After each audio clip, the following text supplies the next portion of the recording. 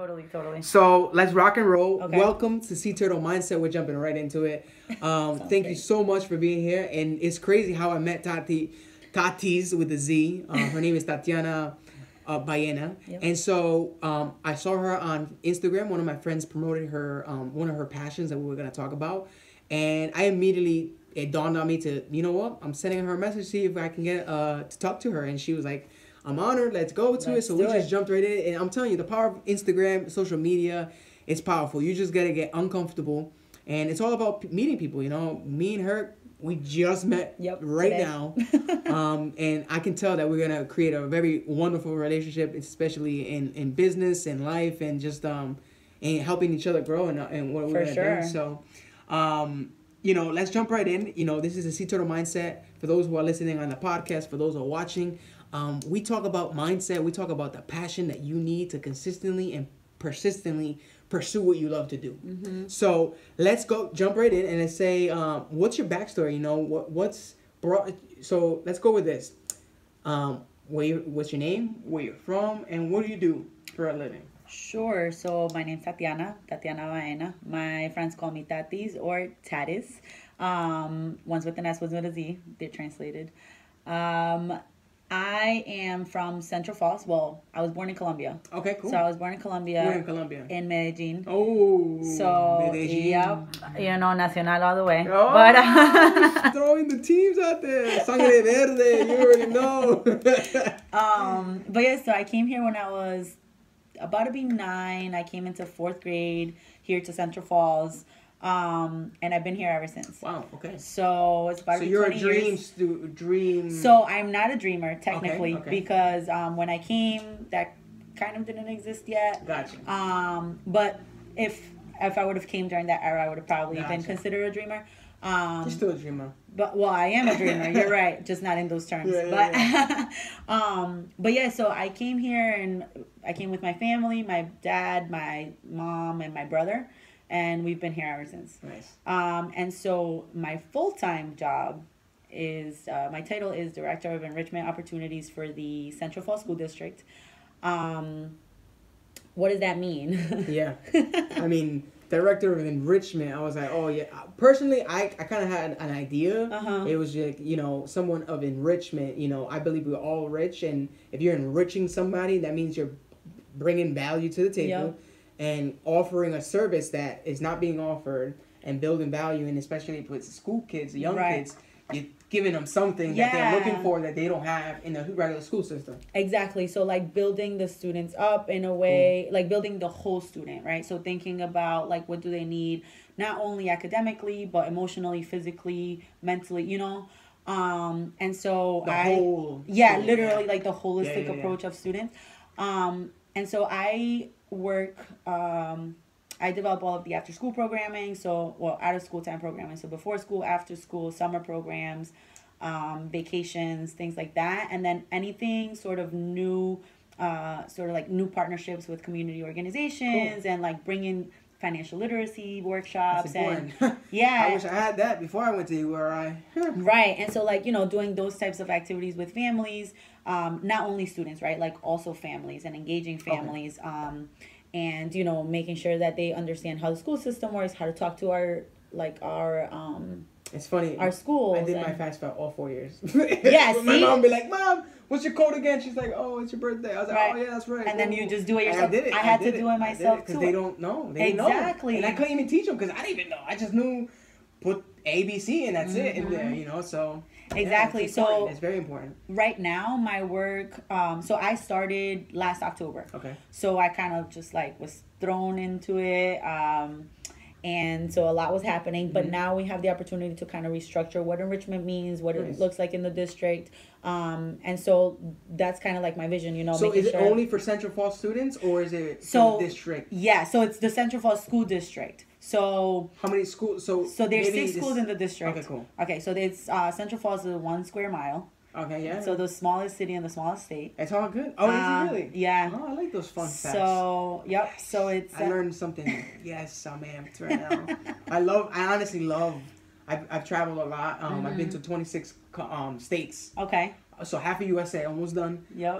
And honestly, and this is not being biased, I believe Providence, and I mean, I haven't really explored CF, but CF has some rich architecture. Yeah. But I believe Providence, Rhode Island in general, is one of the best states, hands down. Yeah, I mean, down.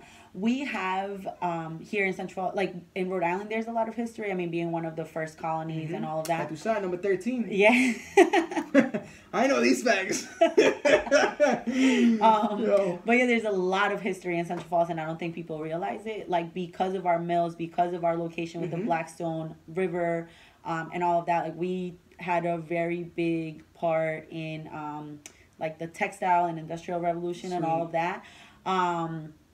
Which brings me to, so obviously, like I said, that's my full-time job, the school district. However, this kind of segue really quickly, I also have worked with Rhode Island Latino Arts. Okay, cool. And Rhode Island Latino Arts is a community organization that works to promote and cultivate and like continue to preserve Latino culture here in Rhode Island. Nice. And they recently acquired a building, or have a building here now. It's called La Galería del Pueblo, and so it's a cultural space. So it's a cultural community space for people to come in, take art lessons, drumming lessons, piano, things like that, tap dancing For free. For free. Mainly targeting Latinos, but they do it for free. Can you do donations, of course? Yes. Okay. So, Rhode Island Latino Arts, if you go on their Facebook page, I'm sure there's a way. That's cool. No, because I mean, I've been learning how to play the drums, and I don't have a pair of drums, and it would be dope to go to somewhere where, I can. It's always good to give and. Yeah. And so Marta Martinez is the executive director there, and she's amazing to work with. And I don't know, we connected this year, and we've just done so much already. She got a grant for some barrio tours. So she did some tours in Providence, on Broad Street, Cranston Street, and then here in Central Falls we did a tour of Dexter Street. But it also, like, we looped it around so it would include Jenks Park because we wanted to show the tower.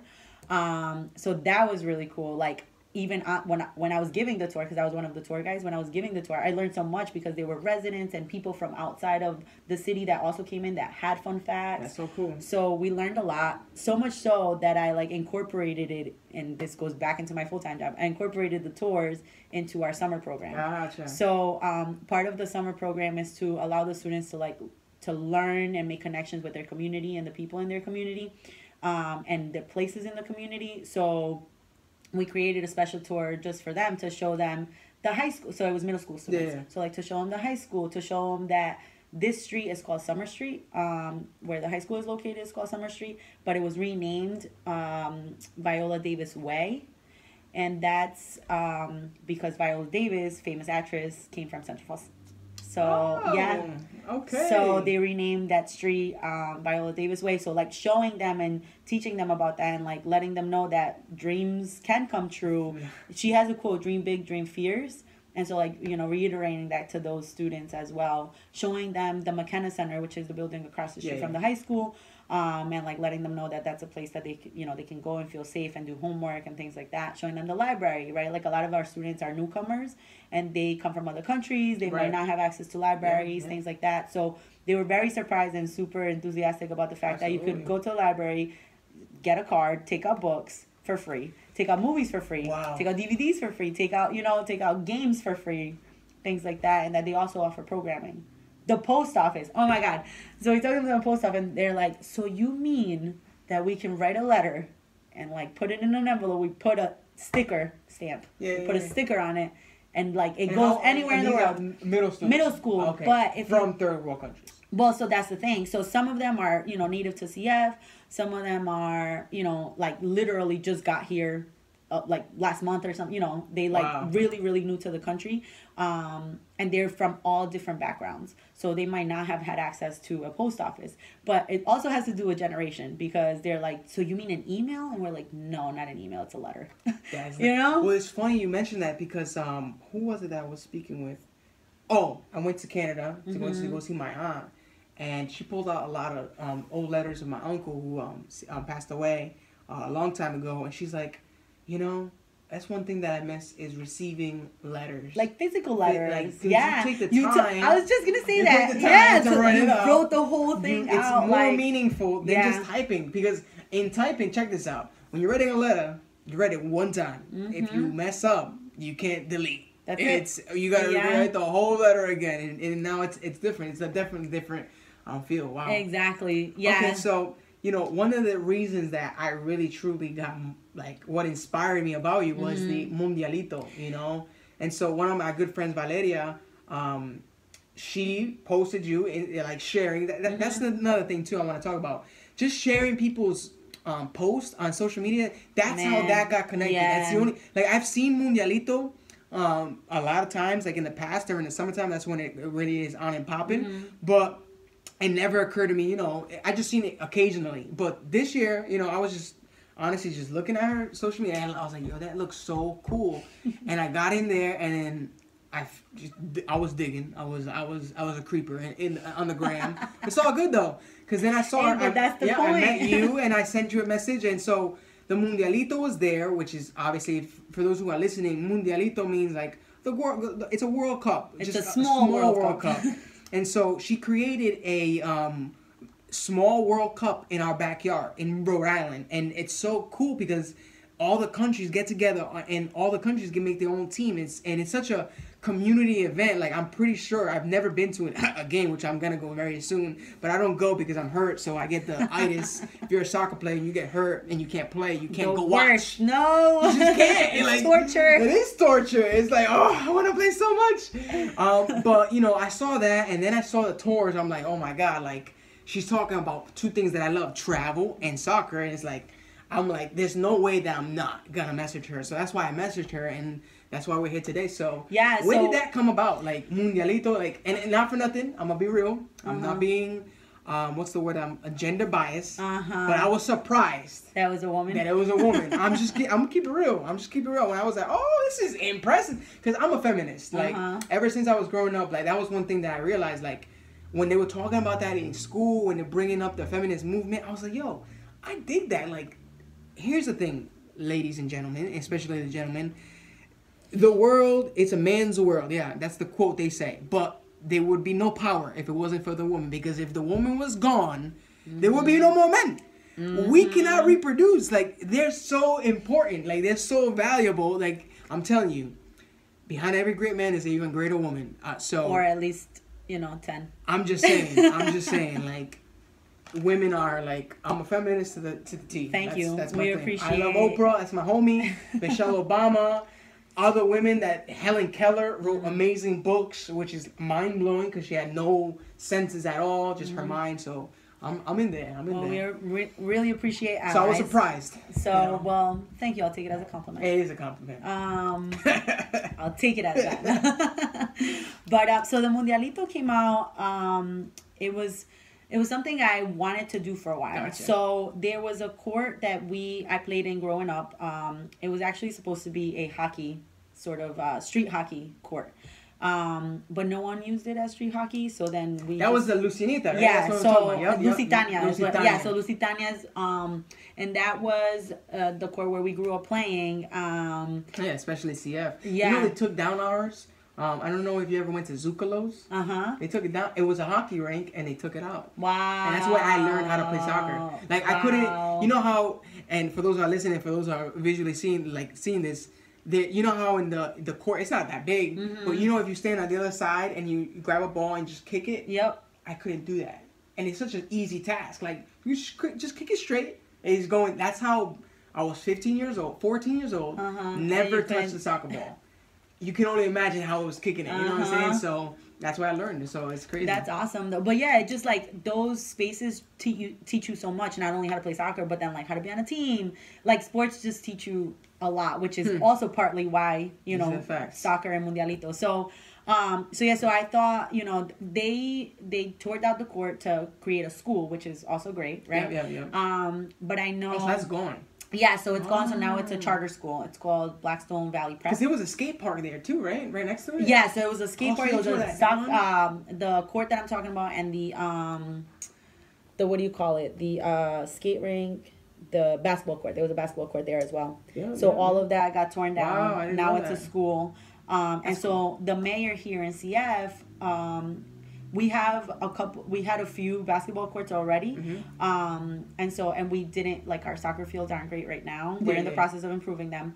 But we needed, like, a space for that. So Cowden Street, where the Mudialito takes place, it used to be a basketball court. And then this mayor, Mudialito, decided to make it into a futsal court, which is a form of soccer, right? So futsal, obviously soccer is the 11v11 on grass. So futsal is, like, for people who don't know, it's, fast-paced, smaller court. 5v5. Right. So we do 4v4, but yeah, so no goalies, things like that, right?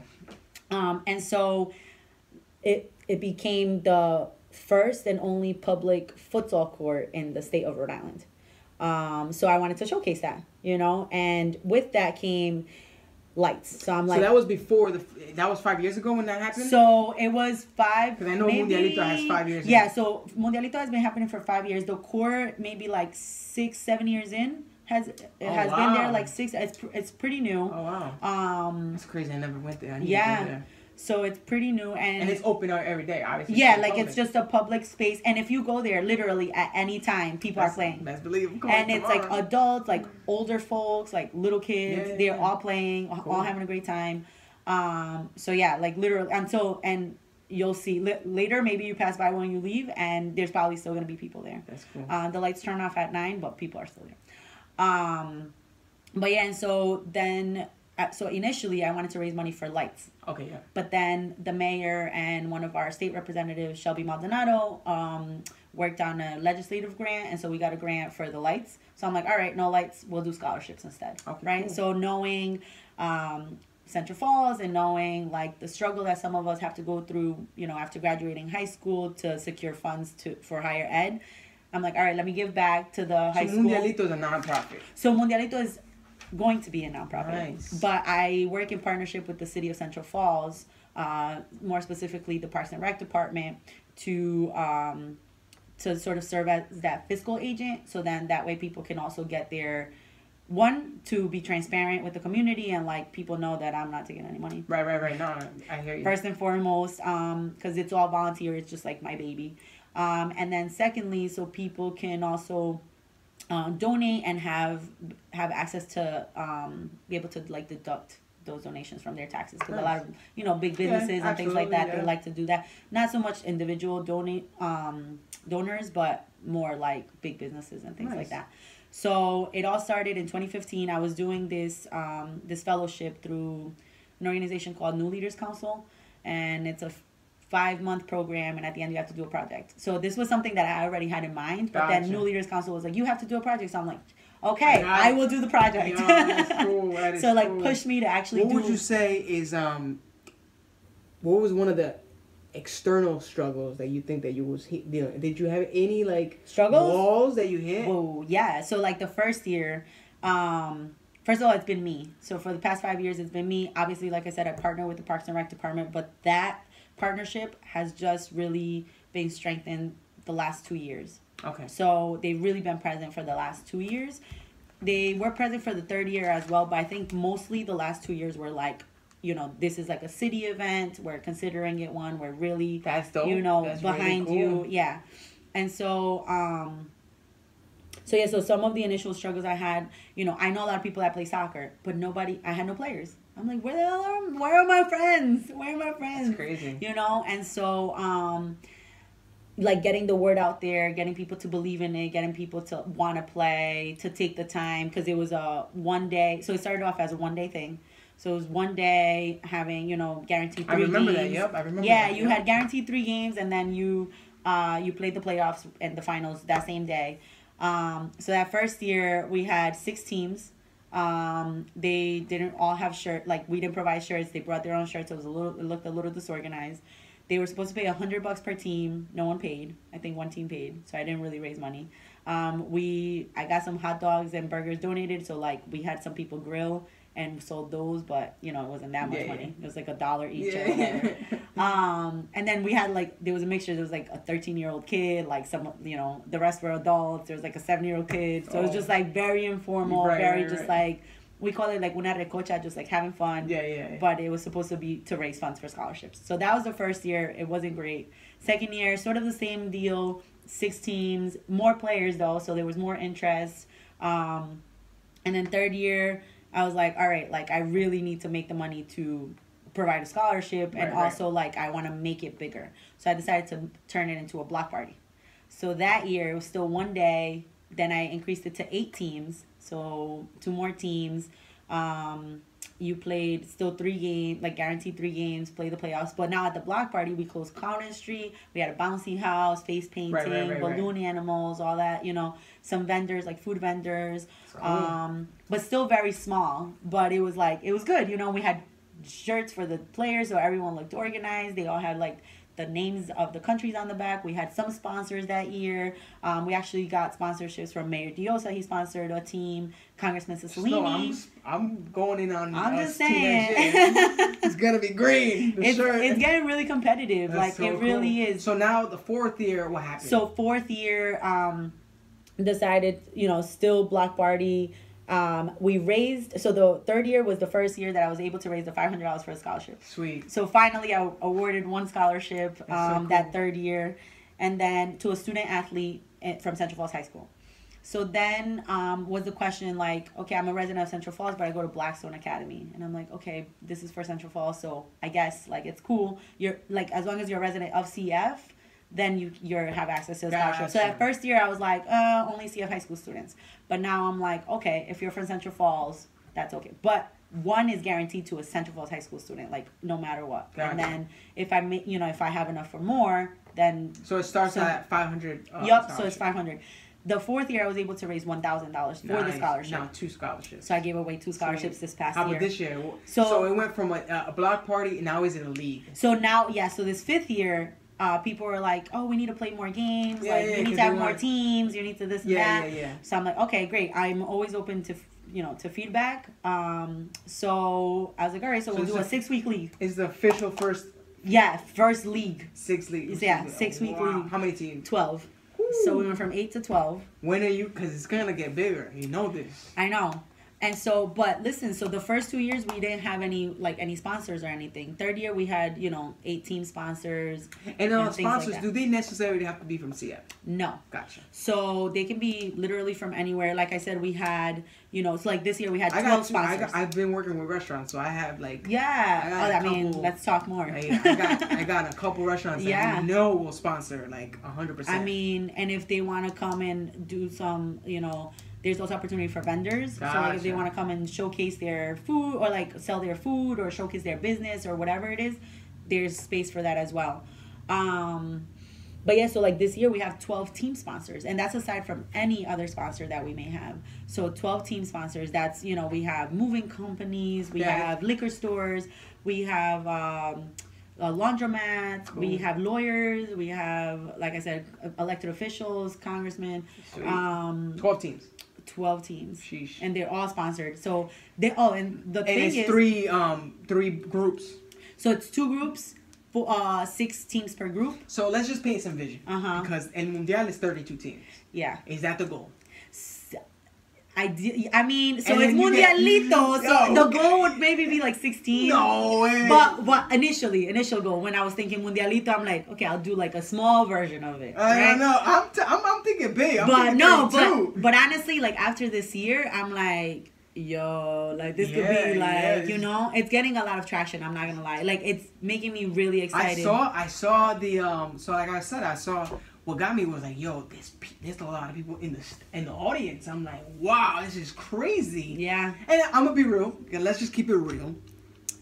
CF, I'm from Providence, So all right. What you saying? All I'm saying is sometimes Providence people don't come to Central Falls. That's true. That's true. You know what I'm saying? Like, it is what it is. So it would be, it would be cool. I'm just like I'm not saying that was my main reason why I didn't come to Central Falls. It's just like.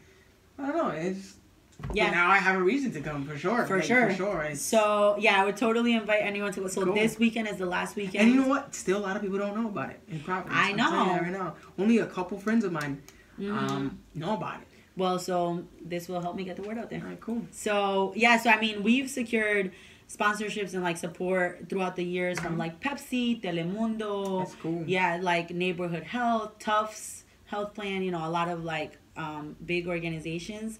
But I would just invite anyone who wants to check it out. This weekend is the last official like league game. So it's Saturday, and this usually it's it's been 5 to 10, but this Saturday we're gonna do 4 to 8. I'm sorry, 4 to 9. First game's at 4, last game starts at 8.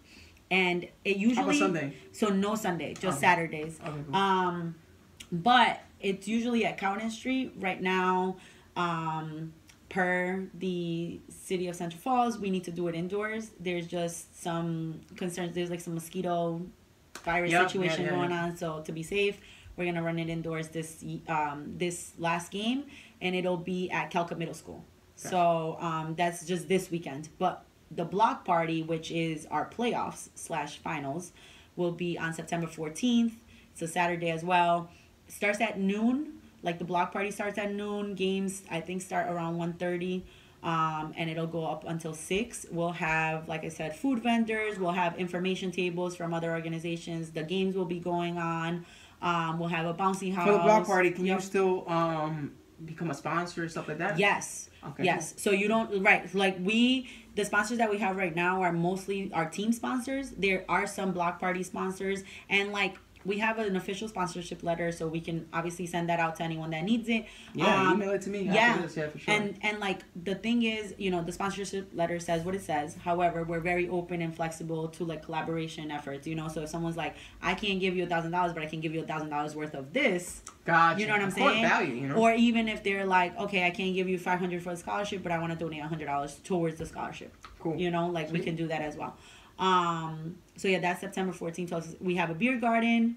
So, and this year, usually the players don't get to like disfrutar the event itself because they're just playing. But I built in some time for them to just like chill, kick back, watch some performances. There's a lot of surprises. So New England Revolution, actually. So New England Revolution has also supported the Mudialito for the past 3 years. I'm just saying. Nice. Obviously, they're looking. There's gonna be some what are those things? What are those people called? Scouts. Oh. They're scouting, girl. They're scouting already. That's lit. I mean, and the goal, lastly, I would say, that's amazing. FIFA. So my question, is where do you see it in 5 years? Honestly, I thought it was a one-time thing. First of all. No, this is you officially putting your stamp in the city of CF. Right now, so I would say in 5 years, like, either it would be something that, because like the space where it is right now is not ideal for the amount of people that may come, right? Because we closed down the streets, but one of them is a main street. It's like right where the imagine, and this is just me thinking big. Imagine now you just start utilizing all. Well, so hold on. Fields in the Rhode Island area. So I really want to make it like a traveling one. I want it to be like a Rhode Island Mundialito, not just CF. So I want it to be like the home court is here. You know how like Mundial they have like a home, like a home country or whatever. That'd be so cool. So like there's a field that there's 2 turf. No, there's 3. No, there's 4 in Providence. There's 4. There's a few. There's a few. There's a lot. Yeah. So I definitely was thinking about.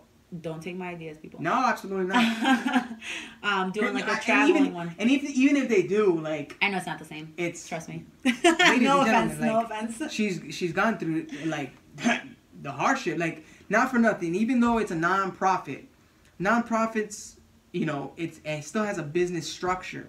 Oh, yeah. And so. A lot of businesses fail after before 5 years. Like, she has successfully hit the 5-year mark, where even restaurants that cost millions of dollars have a lot of money funded, end up closing shop. So kudos. No, for real. Yeah, no, thank you. It's thank dope. you. That's real dope. So honestly, in 5 years, I would say this would be statewide. Maybe. So what's up with the trophy? Like, did you make a little Mundialito trophy? Oh, so yeah, so you get so like winners get a trophy. It would be cool if you start. You know how the Mundial they collect one. Okay, cool. okay. Listen, I know a guy who owns a plating company. So that whenever you need like a Mundial, it's not gonna be obviously like maybe gold. It might be gold. You never know. Yeah, So and it can just every year you can just start putting their little yeah, plaques their around plaques on it. it. Yeah, that's actually a really good idea. So we usually give out like a big trophy to the sponsors, like the team captain / sponsors, and then each player gets like their own small trophy. Cool. And then second place gets medals, and then they also get goodies from like Telemundo, New England Revolution. Last year, for the first time, we made sure to keep stats for the players. So MVP got a ball signed by all of the New England Revolution players. That's cool. So yeah. How can someone? Because honestly, like me personally, after I get recovered, I want to put in a team. What do I gotta do? Because obviously it's at 12 teams now. I'm pretty sure next year's gonna be 16. The following 20, 24, 28, 32. How can someone get involved? Is there a waiting list? Is there like a pregame? So, how does that go? How is it gonna go down? Okay, so no waiting list technically, because I like to do first come first serve. Gotcha. If you have your money and your stuff together, let's work. How much does it cost? So it costs. So it's usually been free for players, right? So I just got the team sponsored. You get shirts and you just come and you play. Okay. However, it's a fundraiser, so as it grows, obviously, right? Yeah, so like absolutely. this year, is the first year we asked players to pay, and it was a $10 one-time registration fee. Yeah. So it was there's 8 players. I paid $30 per league. Right. And there, some people pay 70, 90, right? Like when you play at like Smithfield and stuff like that. Exactly. $90 for and you don't even get to keep the trophy. You got to give it back. And you don't even get your own jerseys. Like, you got to make your own jerseys. Like, you know what I'm saying? So I feel you. Yeah. Okay, cool. So it's and it helps for a cause, you know. It's like exactly. Students, I think it's so cool. Yeah, it's and to like cool. clarify, I really don't make any money out of this. I can feel it. Like, I'm pretty sure. Yeah. Like, people, you know, even if you got haters, it's all good. Yeah. You know, so it's all good. Whatever. But yeah, so it costs. Yeah, $10 per person and the team. Yeah, so $10 per person, and there's an 8-player max. They might go to 10, but right now it's an 8-player max, so technically it's like $80 per team. If you're a sponsor, it costs $250. That might change as well. Okay. But right now the sponsors pay $250 to have their logo on the shirts. Sweet. And also on the banners and like on all promotions, get shouted out. If it was to change, what was the? I was thinking 300. Okay, cool. Yeah, so just go up, $50. But yeah, and then in terms of like not a waiting list, but like if someone is interested and they hit me up, I kind of put them down as like people who are interested. So when I'm ready to put out the registration forms for the teams, like those people get access to the forms first. Okay, so we're back. So my last question is, what's that? No, I got 2 questions. We're gonna go with 2 questions. What is that drive in you? What's that passion that's like? Obviously, like what I've known for a little bit of that, I know you. Mm-hmm. You know, you're very community based, big heart. You know, you came from a background from Colombia. You came here and you're literally like, you're putting and you're not coming off as like one of those people. And then I'm not trying to be like generalist or anything like that, but you're not here for the fame. You're not you're not here to be like gloating about it. But it's a genuine like mission, like you're on and it's like it's so subtle because like you know what I'm saying, like I never like coming here I was like I know I'm gonna interview somebody very, very dope, but I didn't know the caliber of the heart and the servant leadership that you do have, you know. And thank you. It's pretty like inspiring for sure. So where's that passion coming from, or what would you say is that drive? What makes you wake up with a skip during the day? Because you do not look stressed at all. You know, you look very happy. You know, and I'm sure we go through our stress, like common stresses. You know, but what is it that makes you like do what you do? So first of all, thank you for your words. I honestly don't like. You're right. I don't do things for the recognition. It just like it comes to me and I'm like, I want to do that, or I want to connect this person to this person. I think what drives me, or one of the things that drives me, is like I want to connect people to resources. So I feel like coming here and realizing like what was lacking for me, you know, throughout the time that I had to figure out this country. I want to provide that for people. I don't want them to have to struggle to find that, right? So part of it has to do with connecting people to resources. And because of my experiences, you know, in my jobs and in the past and in the community, I have a lot of knowledge of different resources, and I love connecting people to them. Like, it feels so rewarding when I'm like, oh, you do this and you do that. Great, here, you guys should work together. That's why I'm involved in network marketing. Mm-hmm. Like it's yeah, like, exactly. It's not what you know; it's who you know truly. Like, for real, people really think it's like, oh, I gotta be. Like, I gotta know this. No. You might just, it's not what you know, it's who you know. You need to know really, a person. It's like the plug, you know? Right now, you're the soccer plug in CF. Yeah, it's amazing.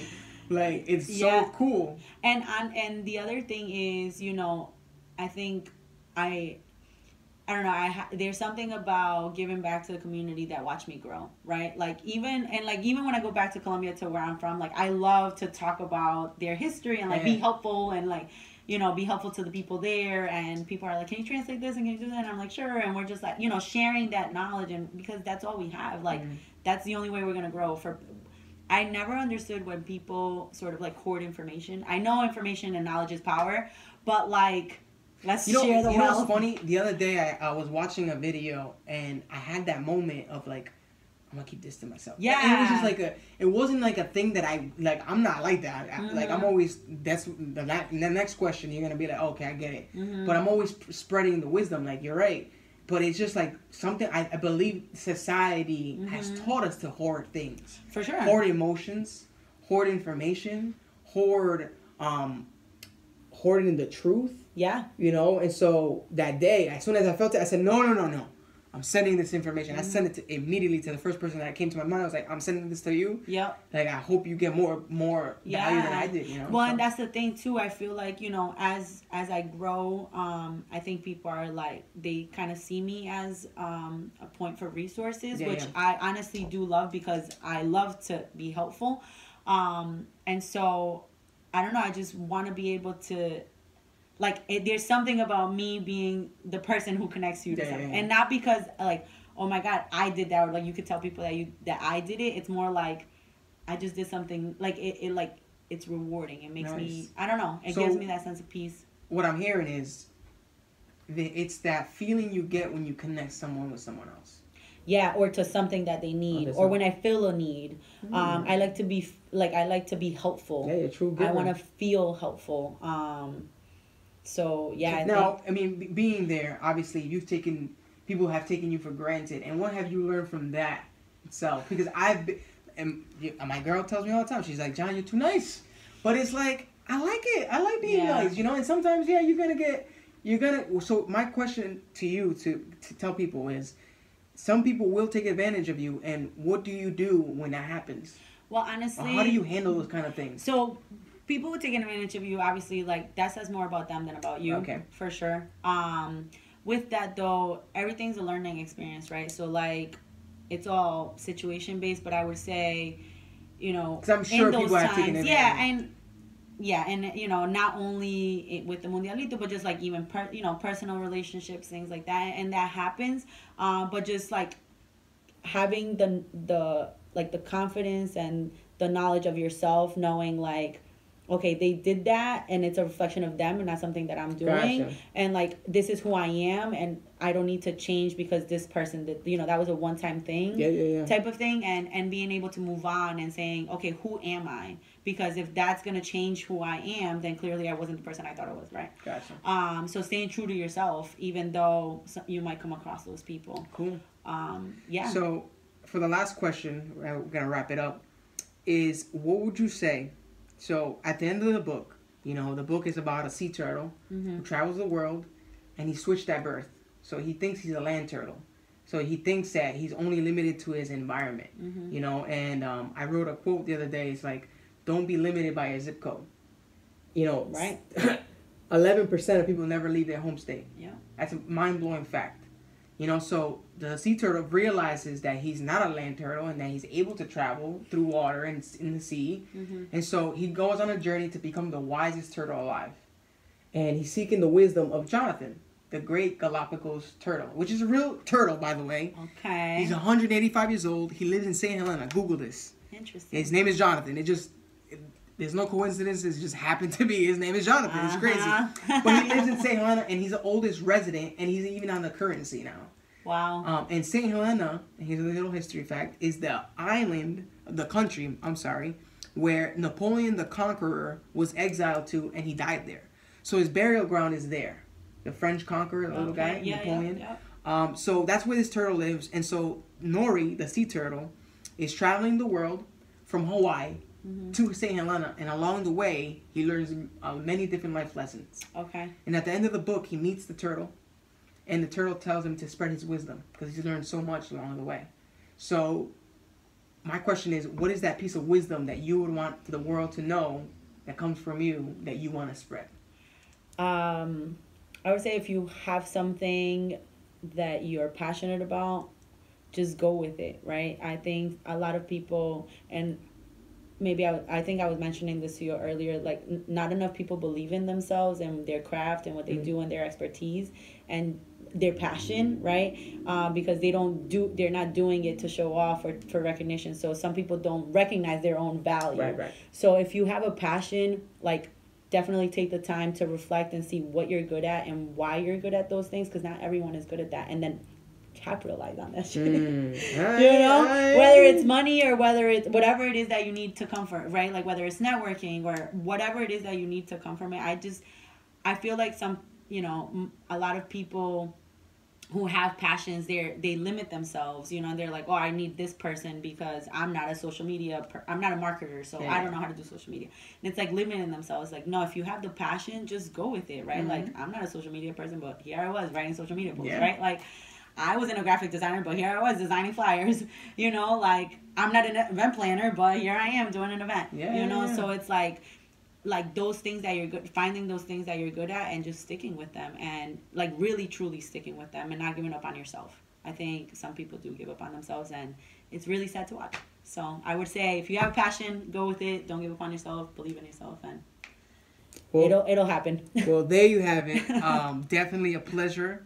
Definitely looking forward to doing another interview maybe a year from today or maybe when the Mudialito's 32 teams deep. And it'll be dope, Sure. I can't wait. It was an absolute pleasure. Thank you so much. Likewise. Thank you. Thank you. I appreciate you. And Dika, she's shy over here. That's what she said to me. I was like, no, you're not. I was like, yeah, right. You're a natural. Get out of my face with that. Ladies and gentlemen, thank you so much for tuning in. This is the Sea Turtle Mindset Show and Podcast. Spread your wisdom. You already know. It's your boy, Jonathan. Follow me on Jonathan Loves Life. And follow her on Instagram on Tati. So HITHERETATIS.